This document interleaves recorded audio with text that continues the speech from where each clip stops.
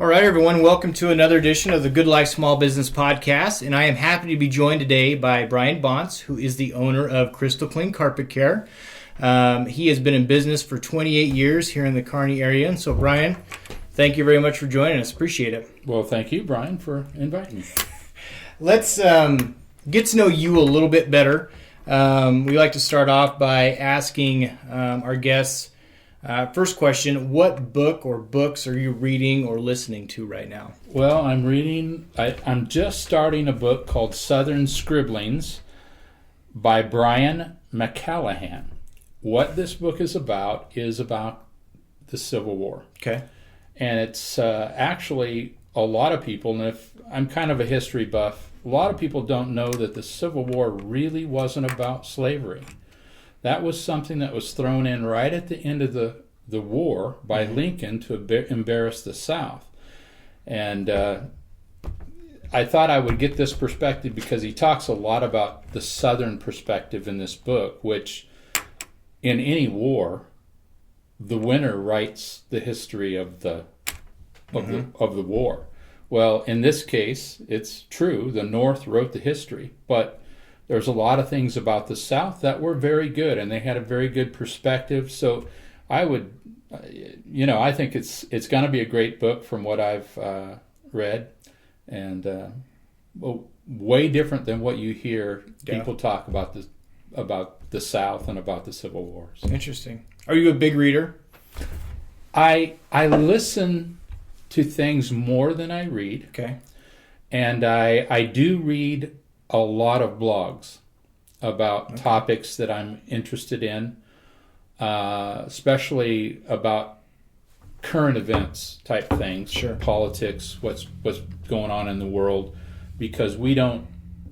One thing I've learned in the last 10 years, if you really want to learn about what's going on in the U.S., get a source outside of the U.S.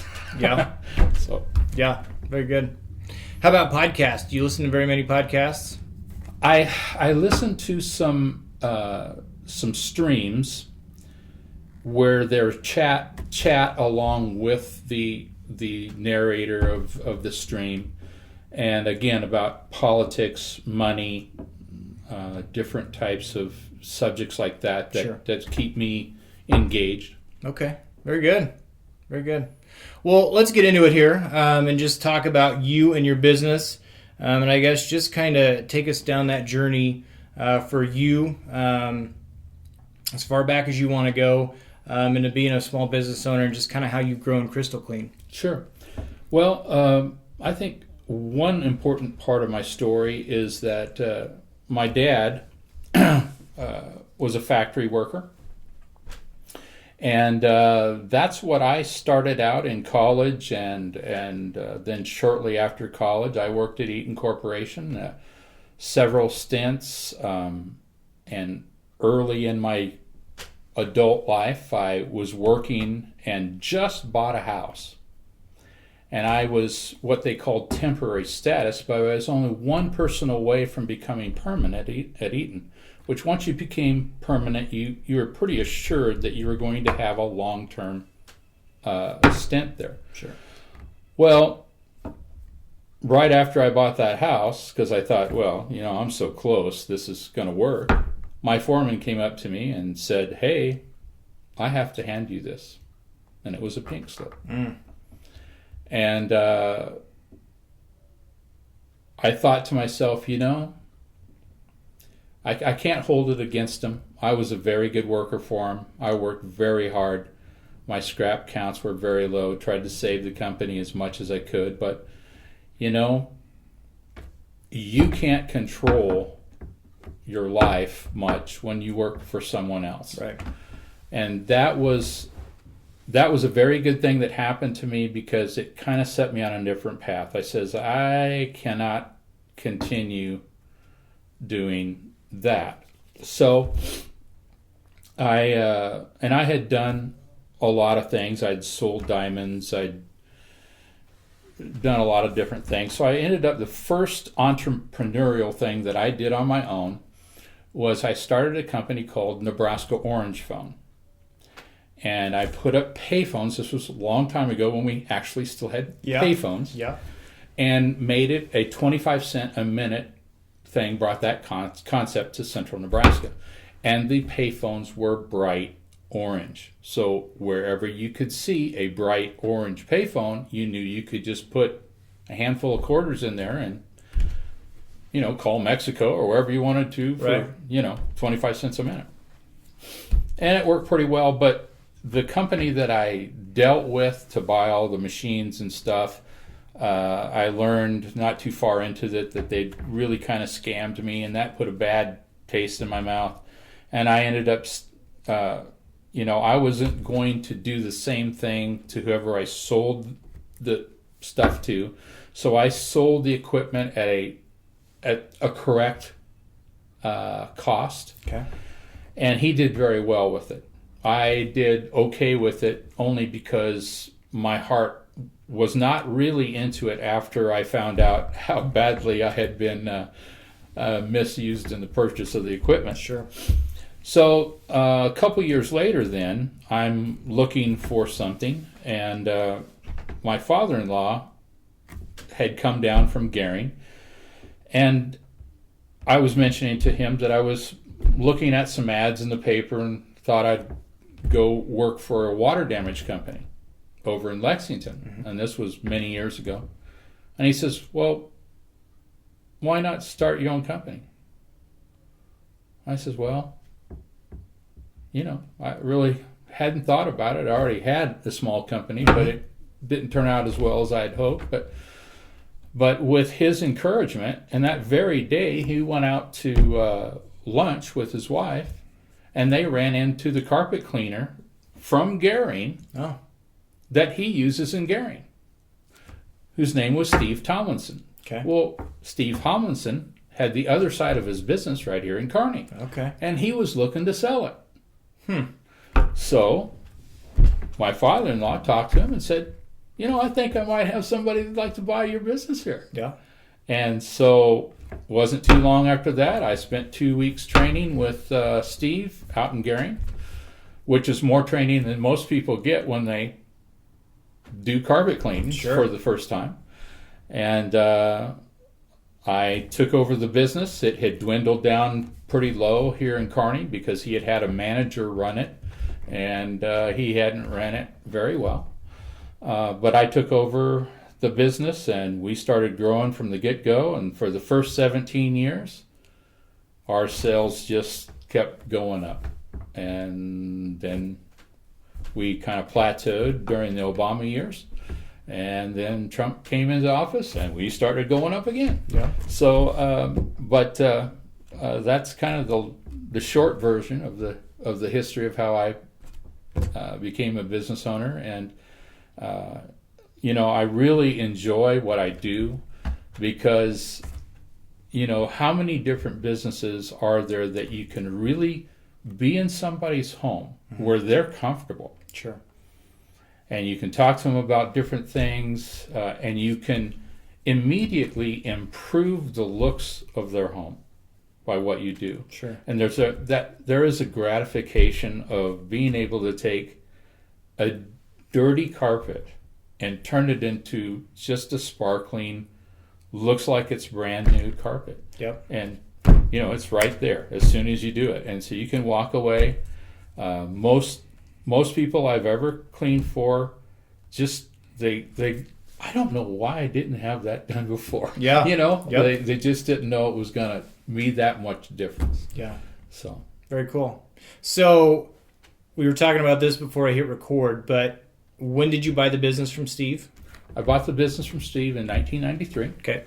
So in April, it'll be 28 years that I've been doing this, just about every day. Yep. And I have guys that work for me now, and we actually have an air duct cleaning truck and 3 carpet cleaning trucks, and we do water damage restoration and a lot of different aspects of cleaning, whereas when I started, I did primarily residential carpet cleaning, but now we do residential, commercial, apartments for people, large facilities. Sure. So, How has your industry changed in what will be 28 years since you started? Well, the basics haven't changed. The big thing that has changed is the equipment that we use was in its infancy when I started. I was one of the very first guys to use a truck-mounted steam extraction back in 1993. There were only a couple of guys before me that had used steam extraction. And so I have, to my knowledge, there's no one in the area that has actually cleaned carpets out in the field for 28 straight years. And the equipment has gotten better and better and better and better. Mm-hmm. As an example, the very first truck mount that I had was a 16 horsepower truck mount. I've had truck mounts up to 72 horsepower, and our current truck mounts that we use are 52 horsepower and yet more efficient than the 72 horsepower ones that we were using. Wow. But through most of the years, I've used 20 and 25 horsepower units. And the basic idea there is the more power you have, it's mostly for the heat and the extraction ability to be able to pull off that water off the carpet so that it dries quickly. Got it. And and the other thing that's changed in the industry is the amount and quality of solutions that are out there. But interesting enough, we keep coming back to our original solution, and we have tried probably 30 different products over the years to try to beat what we started with. We have never found anything better. And it doesn't use any soap, so we're not leaving a bunch of soap in a carpet, which is the biggest culprit in carpet cleaning to resoiling, is leftover soap in a carpet. Got it. And that's the problem when you rent a rug doctor, is their product that they sell you to go with that machine is very soapy.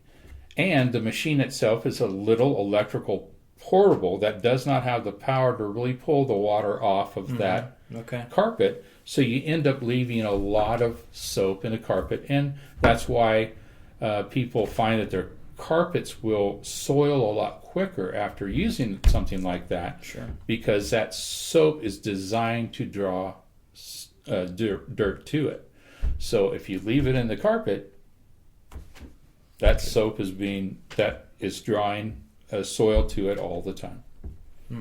So as far as the solution goes, it's kind of like the more things change, the more they stay the same.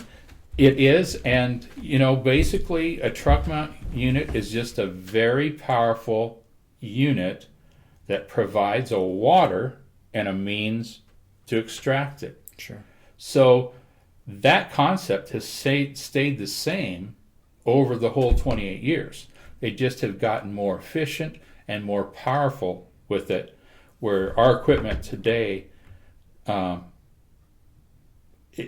it still amazes me how well it cleans the carpet. Yeah. Well, if you could see the dirty water that we dump out of our machines, it's incredible how much soil, even a carpet that does not look dirty, will have a lot of soil in it. I'm sure. Because every time a foot goes across it, it's tracking a little something. And that could be everything from cigarette smoke to dog leftovers to, whatever is your feet would ever touch is ending up on your carpet. Yeah. And since most of us aren't Canadian, we don't take our shoes off at the door. Right. Yeah. And so we're just tracking it all through the house. And then we also live in Nebraska, that we have a common thing called wind. Yep. That is unlike many states. And even in some of the carpet manufacturers' information, they say if you live in a windy area, you should have your carpets cleaned more often. And I can tell you for sure, if you live out on a farm, your carpets will be dirtier than if you live in town. Sure. So it's just, it gets in the air, it gets tracked in, it comes in on us. So wherever we've been, especially I mentioned that I worked at Eaton Corporation. Anybody who works at Eaton Corporation, and if they would happen to hear this podcast, they know what I'm talking about. Your clothing and your shoes and everything gets saturated with the oils and such in the factory. Oh. And those oils on a carpet are, now most oils are not real tough for us to get out, but that whatever's in that Eaton oil, that's a rough something. Yeah. And I think anybody that's worked at Eaton Corporation, they know what I'm talking about. Yep. There's some dirty stuff that can be tracked into their homes. So, but if they need somebody to get it out of the carpet, we sure can. Very cool. Very cool. So, what is your favorite part of being a small business owner? Well, the business that I'm in, the thing that I enjoy the most is the communication with customers in their homes. Sure. I just love being able to be with them in their home, clean their carpet well, but then also there is a modicum of freedom that small business can yield to you. Now, not all the time does that materialize in small business because the business runs you. Yeah. But I learned early in my career that I needed to run my business and not let my business run me. Mm-hmm.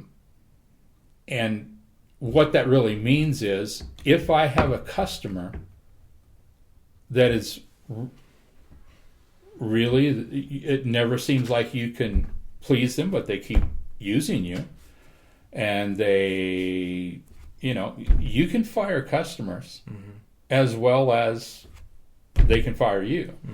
And the day that I understood that I could fire a customer that's giving me headaches was a good day in my career. And that's part of learning how to run your business, not let your business run you. Plus, I just got back from Ireland. I was able to, I've got things in place in my business that when I leave, I really don't have to worry about my business. And that's a good place to be. A lot of small businesses, I'm not sure that that's their situation. Yeah. But it took a long time to get there. Sure.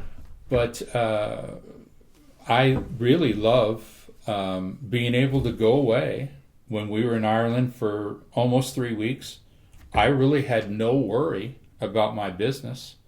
And I came back to it and just jumped back into it. Really took a couple of days, just more a mental thing of jumping back into the fray, but I wasn't behind. Didn't feel like I had a pile of things to catch up on because my staff did an excellent job. And that's a great thing about owning your business if you learn how to manage your business so it doesn't absolutely run over you. Yeah, absolutely. So is this what you thought it would be? Did you have any idea what it was going to turn into in 1993, or is it more than what you thought it would be? Well, in 1993, after coming off of a entrepreneurial thing that really didn't work out as well as I thought it was going to, my goal really was I just wanted to make, my wife was in the teaching profession, and I thought, well, if I could equal her salary and help, with all of that, that was my first goal. And it actually took me a couple of years, maybe 3 or 4 years to get to that place. But as the business kept growing over the years, and as I added employees and things that kept building far beyond what I thought they would have ever been. But one of the things about the business now that when I started, I knew that I would have so many thousands of dollars of expenses every month. Mm-hmm. That would have scared me to death back then. Now it doesn't bother me at all because I'm I'm comfortable with where we're at. We've built a name around the area that they know that we're going to do a good job for them. We have many customers. In fact, we have 4,000 customers in the area. So, I don't have concern. But when you're first starting out, and anybody that starts out in a business, they've got to keep their expenses as low as possible. And I've seen people in my industry think that they can go out and spend because our equipment can be very expensive. Mm-hmm. And they'll dump $100,000 in a business that's really not even off the ground. They still have to pay for that equipment. Yeah. And that's a rough way to start. Yeah. And and I didn't start that way. I bought used equipment, worked real hard, tried to keep my expenses low because I knew to start I couldn't be the most expensive guy on the block. I had to be the least expensive guy on the block because nobody knew who I was. Yeah. They'd heard of Crystal Clean before, but it really wasn't doing all that much business. And so I had to get into the door by offering a low price and then just showing them that we're going to honor their time, we're going to do a great job for them, and then treat them like we would want to be treated. And it's all worked out well since then. Very cool. So here's a question, and this is a new question. I haven't asked anybody this yet, but it's just something that's kind of come up lately as I've kind of been thinking about the people that we've interviewed up to this point. And the question is, what's one thing you wish you were better at when it comes to running your business? And I'll kind of preface this a little bit and give you another 30 seconds to think about it. When you're a small business owner, there's so many things that you're accountable for. There's the financial side of it. There's marketing. There's the actual trade that you do, whatever that may be. There's getting better at your trade, whether it's education or continuing education, whatever that may be. But it's impossible to be good at everything. And so what's one thing throughout the 28 years, maybe even now still, that you wish you were a little bit better at when it comes to running Crystal Clean? Right. Well, I think to start off, I would say this, that you're absolutely right. It's impossible to be good at everything. I think we're all have a certain design to fit within a framework of a lot of other people. Mm-hmm. And we are not all the same. And I would say this, not everyone is probably cut out to own a business and run a business. Yeah. Because especially when you start out, you have to wear so many hats, and that's one of the things that I probably didn't have a real good handle on, because I kind of was under the misconception, and most small businesses, especially in the service industry, we think that if we can be technically sound at something, that will prosper us. Well, that's one leg of the stool, but there's at least 3 legs to the stool. There's the technical ability, your marketing ability, and then your management of your company. Mm-hmm.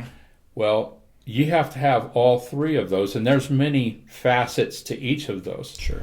But one of the most important aspects is the marketing end.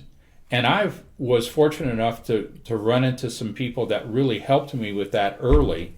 So that hasn't been the big problem. For me, the biggest problem, because I'm not an office person. I never, like when I was in high school, I was the worst in my typing class. Yes, it was typing, not computers. And I was absolutely the worst typer in the class. And so that type of thing of working with computers, I know enough to get by, because you have to be computer literate as a business owner. But that was the first hire that I made, was an office person that came in part-time, because I was not good at that. And I already knew that, but getting into the business, I knew, well, if I want the IRS off my back and I want to keep my books straight and I want to do things right, I need somebody to help me with that because I'm not very good at that. Yeah.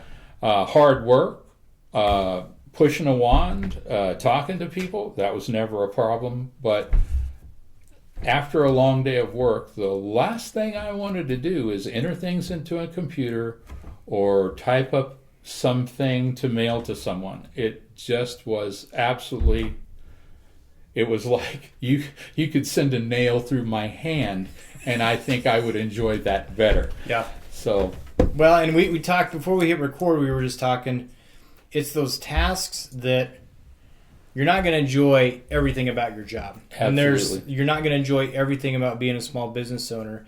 And those things like that for you, it drains you and it sucks the fun out of your job. Absolutely. And so you have to be able to find someone because, well, you may not want to come home at the end of the day and send out an invoice. That's how ultimately you get paid. That's so exactly right. It has to be done. That's exactly right. You have to figure out those things that suck the fun out of it for you. Find someone that's good at it, and so that way you can still enjoy your business and it doesn't burn you out. Exactly. And one of the benefits also of having employees that I found over the years, when I was a one-man operation and even when I had my secretary, I really never saw her very much because I was out cleaning. She was in the office like 3 days a week, come in for 3 half days in the week. And she was a very quiet person, so I really didn't talk to her all that much. But as the business grew, we have quite the camaraderie in our business now, and I really enjoy my employees, and so that's an added benefit when, because you're with these guys a lot. I'm with these guys more than I am my wife. Sure.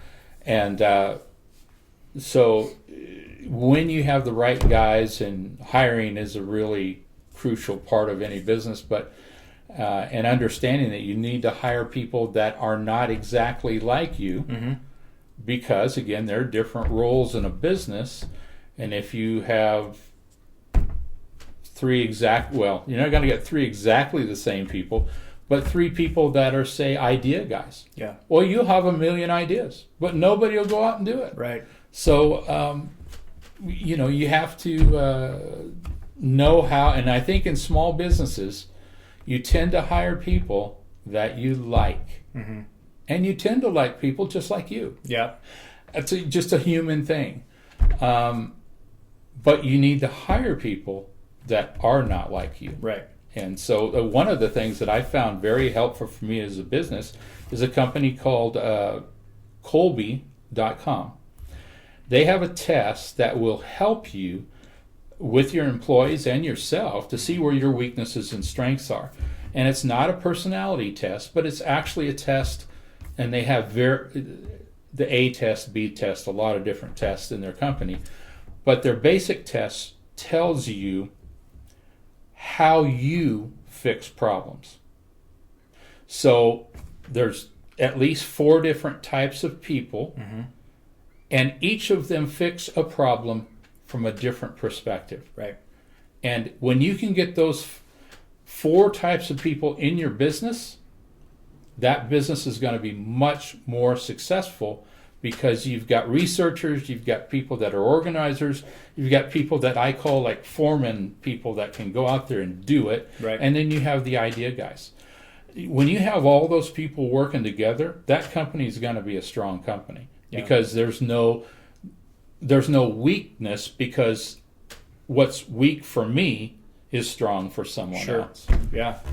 That's great. So that's I would highly recommend them if you're struggling with your hiring, because they will really help you understand what you need. Like if you need an assistant and you're the main cog in your business, you're trying to drive, and you know you need an assistant, they'll show you based on who you are what you need, and it's not what you are. Right. But on the other hand, they can't be too far away from how you think. Like in my highest part is the entrepreneurial aspect, and I'm like an 8 or a 9 out of 10 score in that area. Well, if I have an assistant, they can be no lower than a 6. Okay. Because they've got to be able to speak that entrepreneurial language. But you don't want the entrepreneurial thing to be their strongest thing. Right. Probably an organizer is what you need to balance you out, because generally the idea guy is not the most organized guy in the room. But they need to understand where you're coming from, but not be annoyed by but your not be just entrepreneurial like spirit. you. Yeah, Exactly. Exactly. Yeah. Very good. Cool. How do you spell? Is it COL? It's KOLBE. Colby would start, but it's KOLBE.com. .com. Okay. Awesome. That's good. Okay. So let's talk about the pandemic. Talk about how the pandemic has affected your business from a positive aspect. Something that, and you can talk about kind of what it was like for you when everything was changing.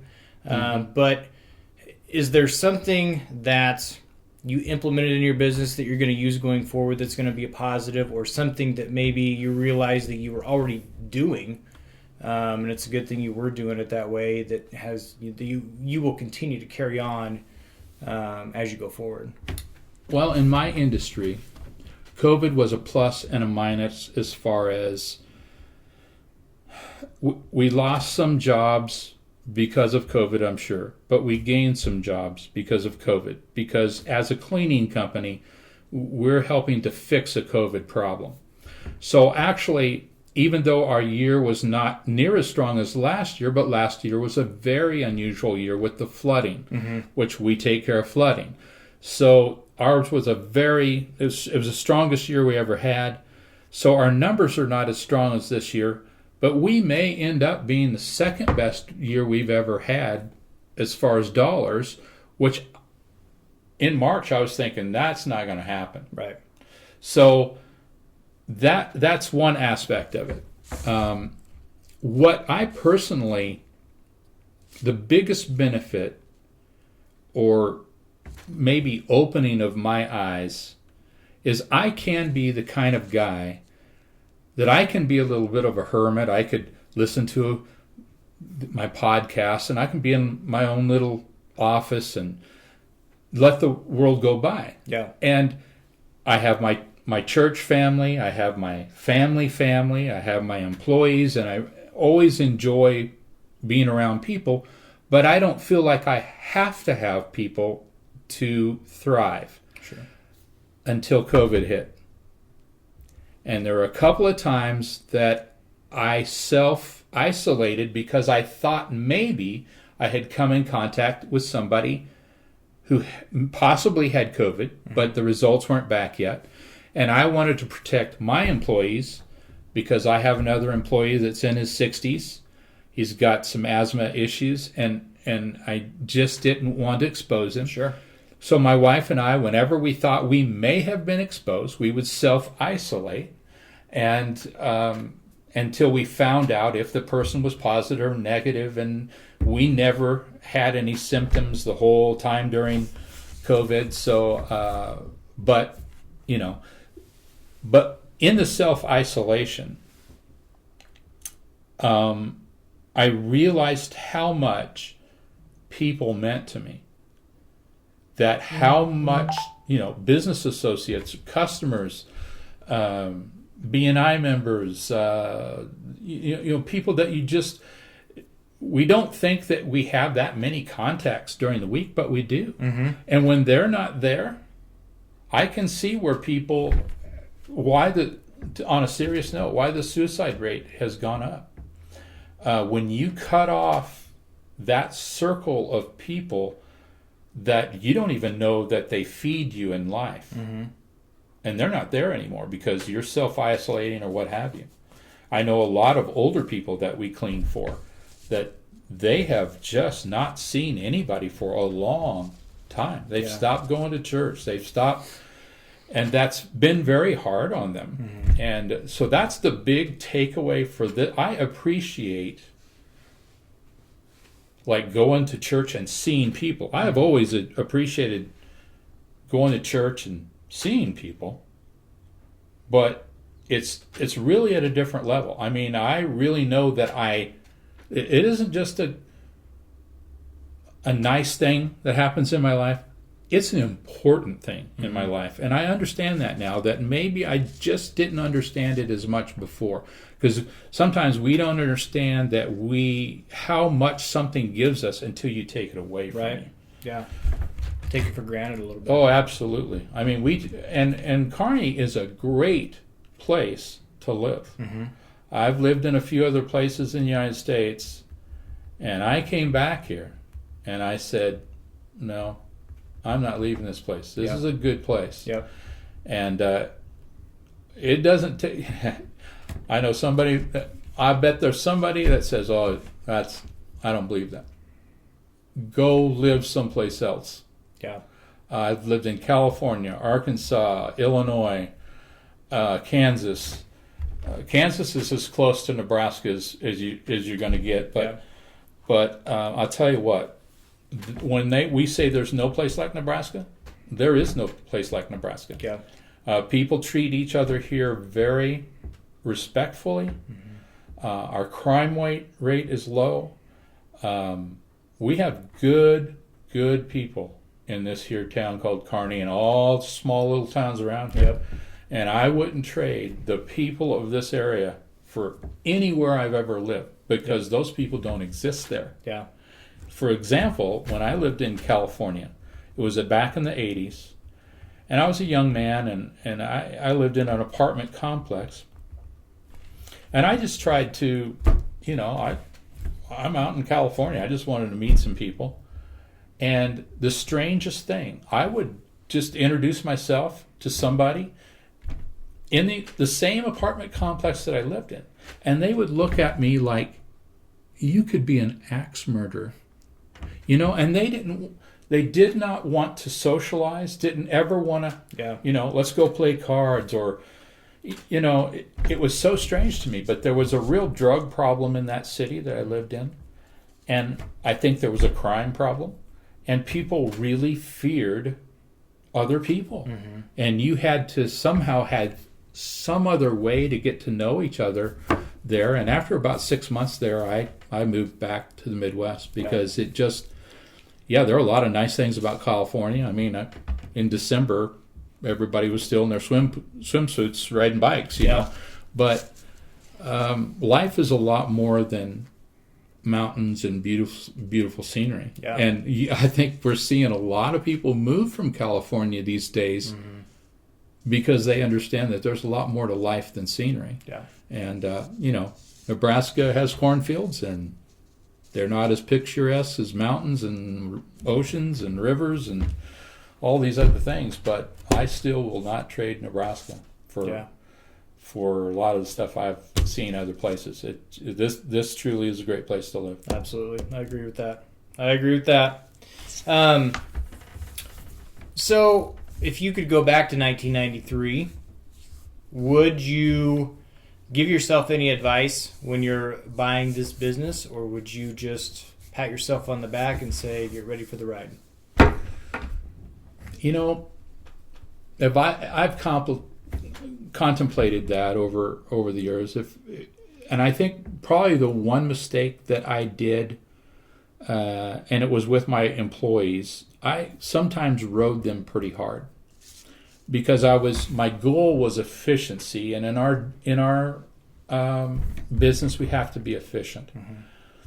But I've most all of my employees I would hire again, all great guys, because I don't just put an ad in a paper and hire somebody. Sure. I try to find out, I'll usually hire somebody from a family that I know them, because the kind of person that they are is much more important on if they have the muscles to move a wand. Right. It's their integrity and how they live their life. And, families, generally, if there's integrity in mom and dad, there's integrity in the kids. And usually I'm hiring younger guys.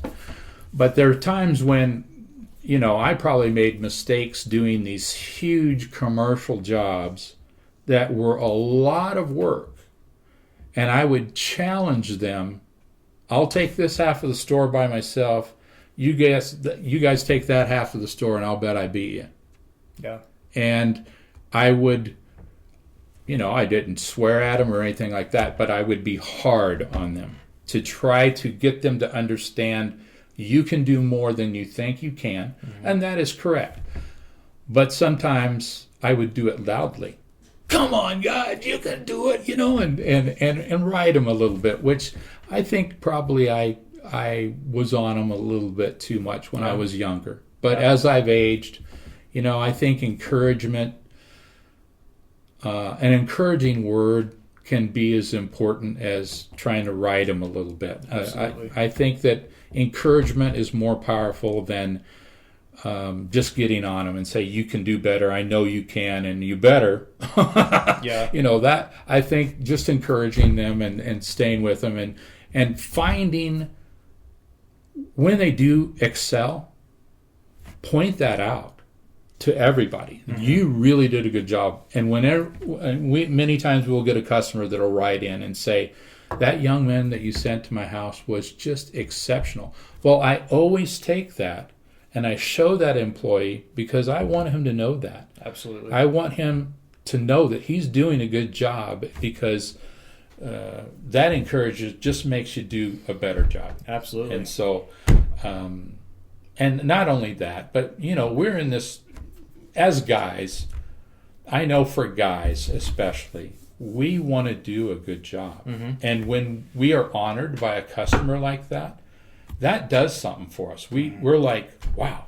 Like I'm sure in the insurance business, somebody says, wow, thank you for the policy you gave me. It saved us in this situation, and you really were on your toes with that. And that's got to be very rewarding. And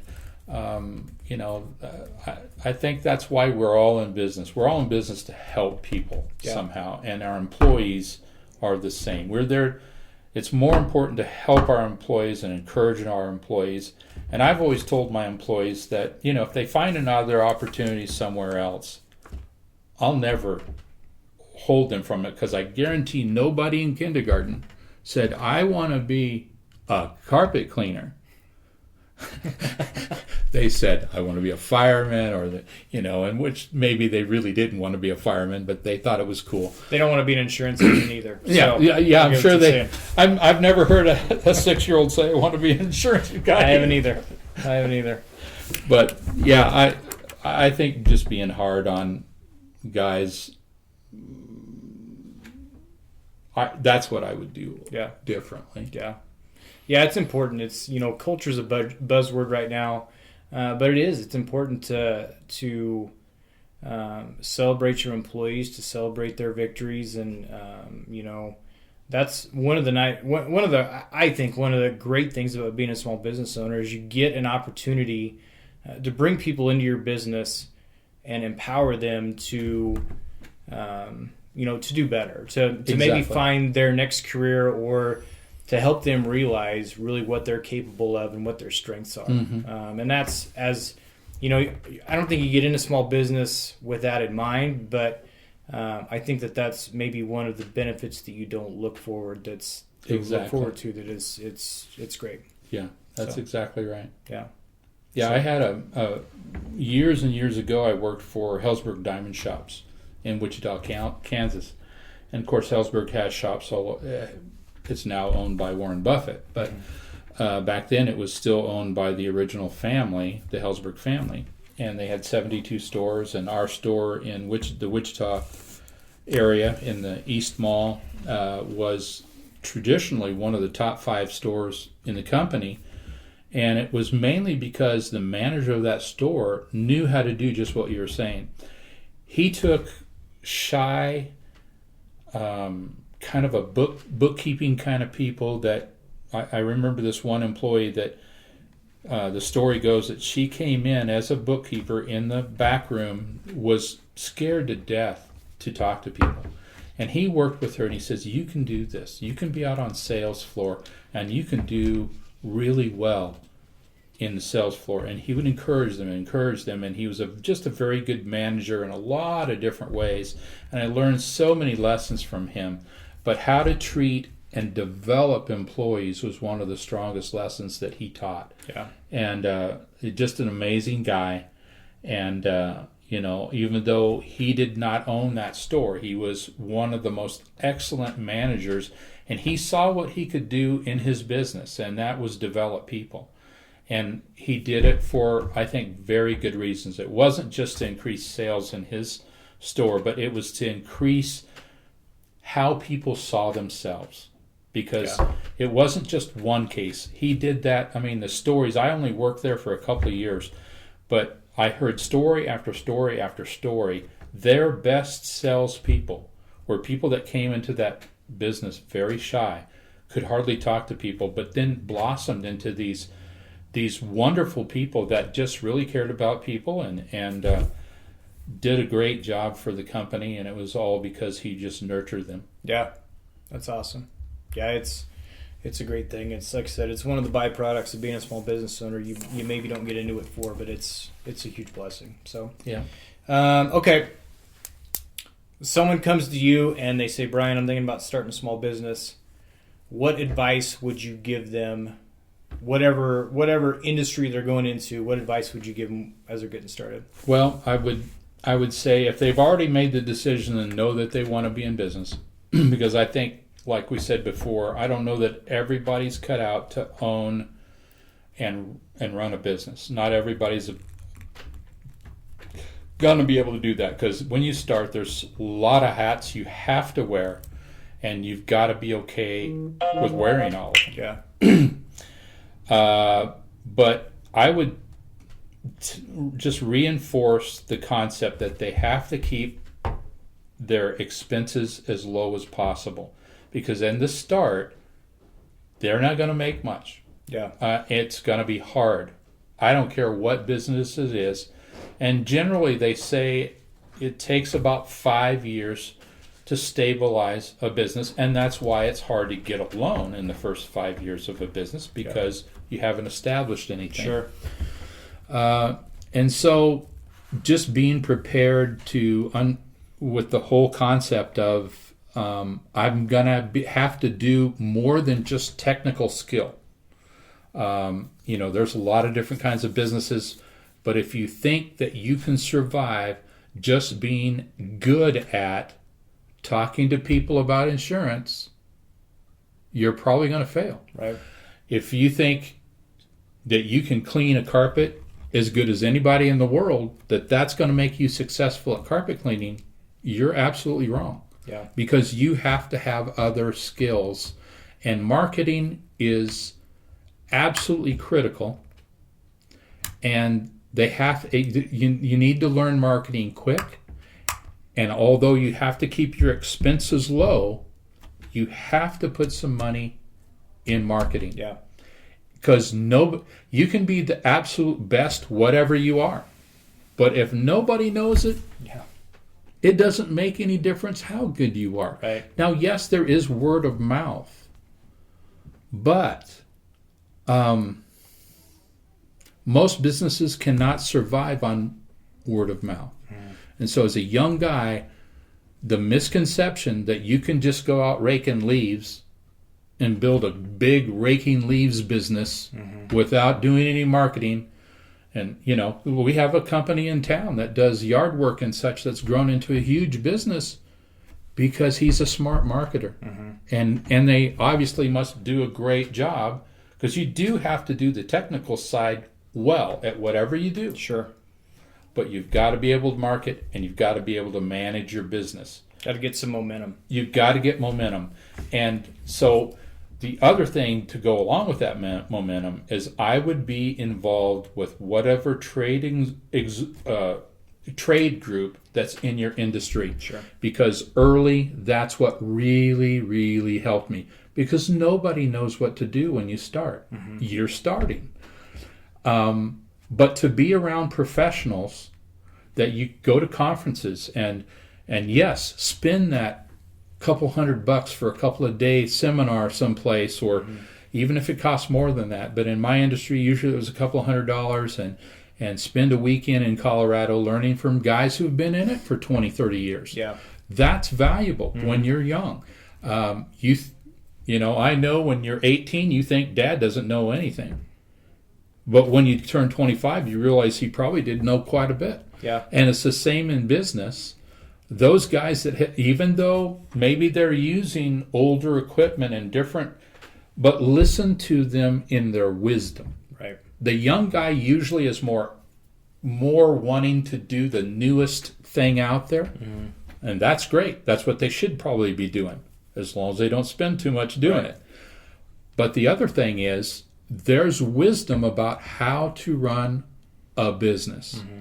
And when you're around those guys, they will they want you to succeed. I don't know, you know, maybe somebody in your town that's going to compete with you, maybe they don't really care if you succeed or not. But when you go to professional cleaning association type meetings, and you know, you're with guys that you don't compete with, they're going to tell you the truth. They're going to tell you how hard it is at times and what you have to do to make it through those times, and give you wisdom about saving money and all those things. And the more you listen, the more you do what they say. And it'll also, what really kills young business guys, I think, is they give up. Mm-hmm. The reason people fail is not that they couldn't have made it. It's that there wasn't encouragement, and they get to a point where they give up. That's what I did in that phone business. I didn't have anybody encouraging me, and I really was disappointed in how I was treated. And there was a point where I just wasn't making enough. I could have made a lot more money. Mm-hmm. But because inside, I didn't have the heart to go with it, and I just gave up. And that's where I think most businesses fail, is without the encouragement, you're probably going to give up in that first 5 years. Yeah. That networking is vital. It doesn't matter what industry it is. The networking that you can do with other people that are in your same industry, that have been in your shoes at one point. I mean, even you've been in business for 28 years, but you can relate to someone who just started their business today because you remember what that was like. Yeah, absolutely. And we have a guy in our B&I group that does the power washing, Tyler Shockey. Great kid. He's been doing, I look at him and I see myself about the same point that he was. He's about 4 years into his business, and he's doing a great job. Mm-hmm. And he's doing a lot of things that I just mentioned. Mm-hmm. He's doing. He's in a B&I group so that he can learn. Mm-hmm. And the kid is doing a great job. Yeah. I mean, not that's a tough industry to be in. Yeah. And he's doing a great job. Yeah. So absolutely. All right. So let us know what Crystal Clean has going on right now, any specials you've got going on, or what you want everyone to know about. Well, Crystal Clean, a lot of people don't realize that we do a lot of different kinds of services. So first off, we do air duct cleaning, we do water damage restoration, we do tile and grout cleaning, we do carpet cleaning, upholstery cleaning. So we can clean almost any kind of ceiling. And those are our major things that we do. But even also a very common one is pet urine odor. We can do that. We also have an ozone blasting service where if there are a lot of odors in the house, like smoke odor, and you're trying to sell that house, we can get rid of that with the specialized ozone UV light treatment. And it's very good service. But right now for Crystal Clean, the one special that we're running for Christmas, and most people think at this time of year we're going to be so booked up that we just wouldn't be able to clean their carpets before Christmas. Let me assure you, we have spots almost every day from now till Christmas. And then, of course, after Christmas, we get into January. We're going to have plenty of spots open for you to clean carpet. But we've got a special running right now that's 3 rooms for $99. There are some caveats. So if it's a really big room, it's going to be more. Anything over 199 square feet is more than $33 for that room. But it's a great special. You can save a pretty pretty large percent, most people on residential cleaning through this special. So again, just call Crystal Clean Carpet Care at 237-3717 and we'll get it taken care of for you. Very good. And as far as other ways, people, besides the phone number, is that the best way, or do you website, social media? The best way to set up an appointment is to call our phone number. Okay. We do have a little guide that you can use on our website that you can send us messages that way. You can email us at brian.bontz@gmail.com. You can visit our website, which is kearneycrystalclean.com. Okay. And there's a lot of information about what we do and how we do it on the website and our phone numbers and everything. But the best way to get a hold of us, because we are a small business, we wear a lot of hats, we do a lot of things, and checking email and checking a lot of the social media stuff is not the best way to get a hold of us. The best way is to call us at 237-3717, and that way we can ask you questions that we need for the specific service, and any questions that you have, you can ask. Okay. And don't text me. Okay. Got it. Brian, this was a blast. Thanks a lot. Great. I really enjoyed sitting down and talking, and I appreciate you just taking the time to share some wisdom with us. Well, I really appreciate you doing these podcasts. I can see when the other people have said he really does a great job with them. They're right. I appreciate that. All right. Thanks, Brian. Thank you.